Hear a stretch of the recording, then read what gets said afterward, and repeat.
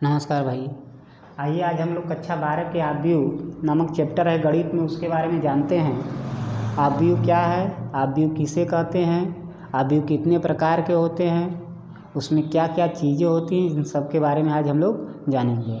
तो यहाँ पे हमने आव्यूह लिखा है। आव्यूह की परिभाषा, आव्यूह क्या होता है? संख्याओं या फलनों का ऐसा समूह होता है जो एक आयताकार रूप में लिखा जाता है। फिर से सुनिएगा, आव्यूह संख्याओं या फलनों का एक ऐसा समूह है जो एक आयताकार रूप में लिखा जाता है। ठीक है। अब जो आयताकार रूप में लिखा जाता है तो वह दो रूपों में लिखा जाता है। क्षैतिज कुछ अंक रहते हैं, कुछ पंक्ति के रूप में लिखे जाते हैं। ठीक, तो यहाँ पर हम एक आव्यूह लिख रहे हैं, ABCDEF। इस तरीके से कोई चीज़ लिख दिया जाए, संख्याओं का समूह या फलनों का समूह, तो उसे आव्यूह कहते हैं। ठीक, अब इसमें जो ये संख्याएं लिखी गई हैं इन्हें आव्यूह का अवयव कहते हैं। यह जो संख्याएं लिखी गई है इसके अंतर्गत आव्यूह में, इसे आव्यूह का अवयव कहते हैं। ठीक है। अब यहाँ पे दो रूपों में यह अवयव को लिखा गया है, एक क्षैतिज के रूप में, एक ऊर्ध्वाधर के रूप में। जो क्षैतिज होता है उसको कहते हैं रो और ऊर्ध्वाधर को बोलते हैं कॉलम। ठीक, जो क्षैतिज की संख्या है उसकी संख्या लिख दिया जाए ऐसे 1 लाइन 2 लाइन, तो ये सब 2 हो गया। और ऊर्ध्वाधर कॉलम संख्या लिख दिया जाए तो उसे 3। तो यह जो लिखा जाता है ऊर्ध्वाधर और क्षैतिज पंक्तियों और कॉलमों की संख्या को, स्तंभों की संख्या को लिख दिया जाए तो इसे कोटि कहते हैं। क्या कहते हैं? कोटि। कोटि कितना? 2 × 3 की कोटि हो गई। पहले कोटि में क्या लिखा जाता है? पंक्ति की संख्या। किसकी संख्या? पंक्ति या रो कहते हो।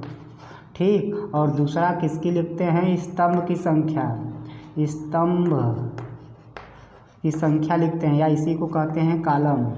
क्या कहते हैं? कॉलम कहते हैं। ठीक, तो आव्यूह की कोटि समझ गए। जो संख्याएं लिखी गई हैं उनमें क्षैतिज लाइनों की संख्या पहले लिख दीजिए, फिर गुणे में उसके ऊर्ध्वाधर लाइनों की संख्या लिख दीजिए। तो यह जो मिलकर लिखा जा रहा है यही इसकी क्या कहलाती है? कोटि कहलाती है। ठीक है।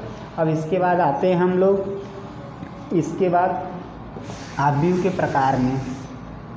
तो आव्यूह के प्रकार में जानते हैं, आव्यूह के प्रकार। तो इसमें पहला हम लोग जानेंगे क्षैतिज आव्यूह। क्षैतिज आव्यूह,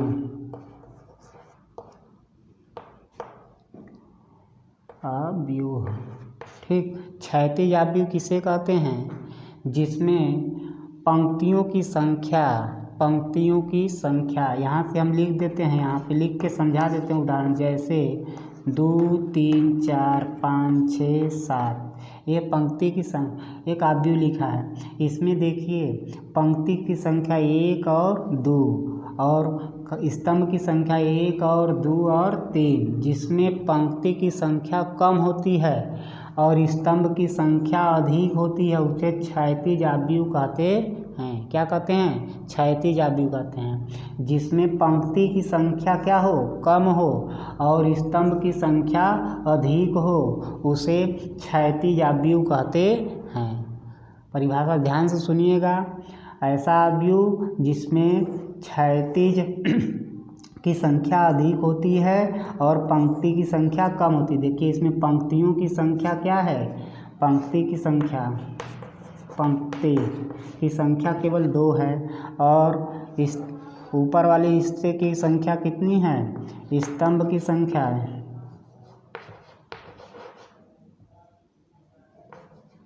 स्तंभ की संख्या कितनी है? 3 है। तो ऐसा आव्यूह जिसमें पंक्ति की संख्या कम, स्तंभ की संख्या अधिक होती है क्षैतिज आव्यूह कहलाता है। ठीक, आ गया। दूसरा टाइप देखेंगे। परिभाषा ध्यान से देना, परिभाषा वैसे पूछा नहीं जाता है, सवाल ही पूछा जाएगा, लेकिन सभी टाइपों को आपको ध्यान देना है। दूसरा टाइप में आएंगे स्तंभ आव्यूह। स्तंभ स्तंभाव्यूह। स्तंभाव्यूह किसे कहते हैं? ऐसा अव्यूह जिसमें पंक्तियों की संख्या अधिक हो, स्तंभों की संख्या कम हो, उसे स्तंभाव्यूह कहते हैं। स्तंभाव्यूह कहते हैं। यानी जो नाम रहे उस वह चीज़ कम होता है। जैसे अभी क्षैतिज अव्यूह बताएं तो क्षैतिज अव्यूह में तुम्हारा क्या था? स्तंभ की संख्या क्या थी? अधिक थी और पंक्ति की संख्या कम थी। उसी प्रकार स्तंभ अव्यूह लिखेंगे तो उसमें तुम्हारा क्या होगा? स्तंभों की संख्या कम रहेगी और पंक्तियों की संख्या अधिक रहेगी। जैसे में यहाँ पे हम लिख लेते हैं एक उदाहरण, 2 5 3 5 4 6 7 8 इस तरीके से लिखा गया। तो यहाँ पे देखिए पंक्ति की संख्या कितनी है? 1 2 3 3 पंक्ति है तो पंक्ति की संख्या क्या है? 3। स्तंभ की संख्या देखिए, स्तंभ की संख्या 2 है। जिसमें स्तंभ की संख्या कम हो, पंक्ति की संख्या अधिक हो, उसे स्तंभाव्यूह कहते हैं। ठीक, तो दोनों अव्यूह आपने जान लिए। अगला तीसरा अव्यूह हम देखते हैं। तीसरा अव्यूह देखते हैं। तीसरा अव्यूह हम पढ़ते हैं पंक्ति अव्यूह।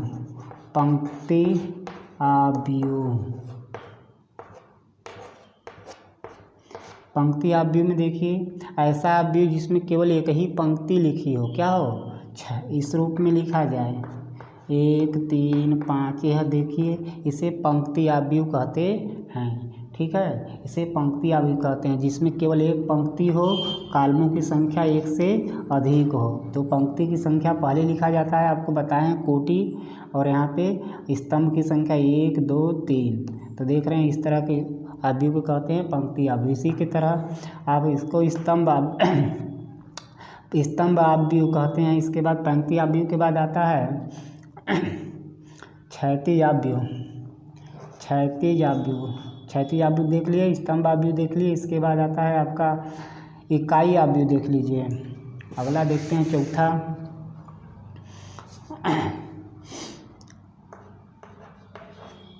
वर्ग अव्यूह। वर्ग अव्यूह। वर्ग अव्यूह किसे कहते हैं? ऐसा अव्यूह जिसमें पंक्ति तथा स्तंभों की संख्या समान हो। जैसे 1 2 4 5, तो इसमें देखिए 2 पंक्ति हो गई, 2 पंक्ति हो गई, 2 कालम हो गए। यानी स्तंभ पंक्तियों की संख्या, कालमों की संख्या दोनों समान रहे तो उसे वर्ग अव्यूह कहते हैं। क्या कहते हैं? वर्ग अव्यूह कहते हैं। ठीक है, आगे आते हैं 5वां टाइप में देखते हैं विकर्ण अव्यूह। विकर्ण अव्यूह आपको ध्यान देना है। विकर्ण अव्यूह बहुत इंपॉर्टेंट है, इसी पे सवाल आपको ध्यान देना है, इस पे सवाल बहुत पूछा जाता है। तो विकर्ण अव्यूह ऐसा अव्यूह जिसका विकर्ण को छोड़कर अन्य सभी अवयव क्या होते हैं? शून्य होते हैं। अवयव मतलब जो उसके अंदर लिखे जाते हैं उसे क्या कहते हैं? आप अवयव कहते हैं। जैसे हमने लिया 1 0 3 7 0, यहाँ पे हमने एक अव्यूह लिख लिया। तो देखिए यहाँ पे विकर्ण को छोड़कर सभी क्या हैं? 0 हैं, तो इसे क्या कहते हैं? विकर्ण अव्यूह। या दूसरा कोई ले लेते हैं 1 5 7 0 0 3 0 0 0 0 0। अब देखिए इसमें भी विकर्ण को छोड़कर सभी क्या हैं? 0 हैं। तो इस प्रकार के अव्यूह को क्या कहते हैं? विकर्ण अव्यूह कहते हैं। क्या कहते हैं? विकर्ण अव्यूह कहते हैं। ठीक, इसके बाद आते हैं अदिश अव्यूह। क्या कहते हैं? अदिश अव्यूह ज्ञात करते हैं। अदिश अव्यूह, अदिश अव्यूह ये भी एक प्रकार है आपका अदिश अव्यूह। अदिश अव्यूह में देखिए ध्यान से, यह भी विकर्ण अव्यूह के ही समान है। बस यहाँ पे क्या होता है?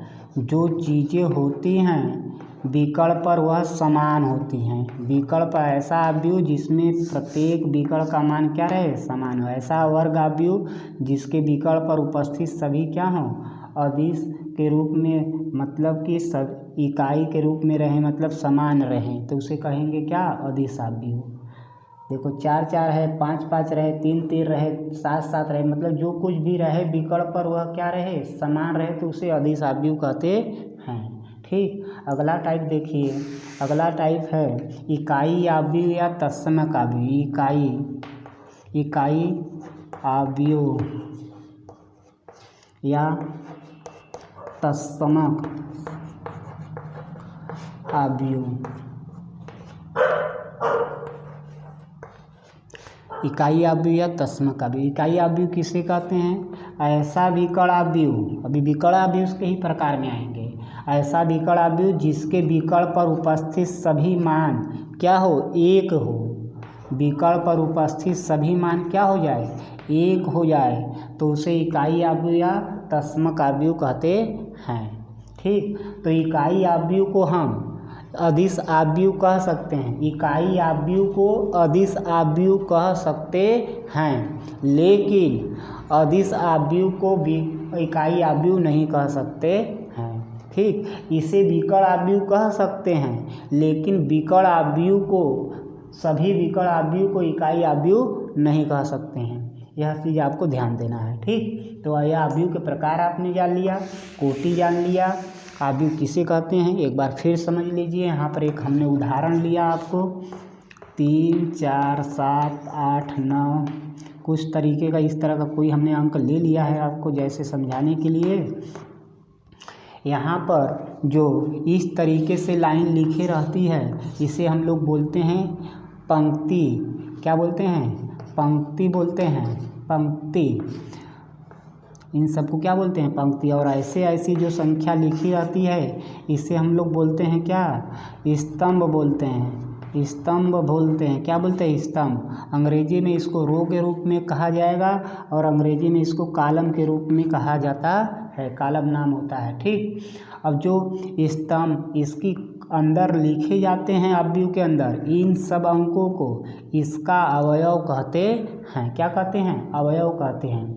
अब आती है आगे बात, इसकी कोटि लिखना है तो कोटि में लिखते हैं तो पहले पंक्तियों की संख्या लिखते हैं, पंक्तियों की संख्या, फिर उसके बाद स्तंभों की संख्या लिखी जाती है कोटि लिखते समय। तो देखिए यहाँ पर इस पंक्ति की संख्या 1 2 3, तो यहाँ पे 3 लिखेंगे, और स्तंभ की संख्या 1 2 3, तो यहाँ पे 3 लिखेंगे।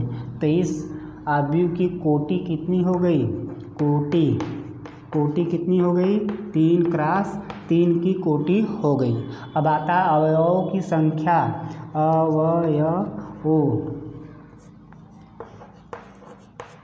अवयवों की संख्या पूछ दे कि संख्या कि इसमें कितने अवयव हैं, तो जो कोटि है उसी को जो कोटि लिखो उसका गुणा कर देंगे तो आ जाएगा अवयवों की संख्या आ जाएगी। उसकी क्या कहा जाएगी?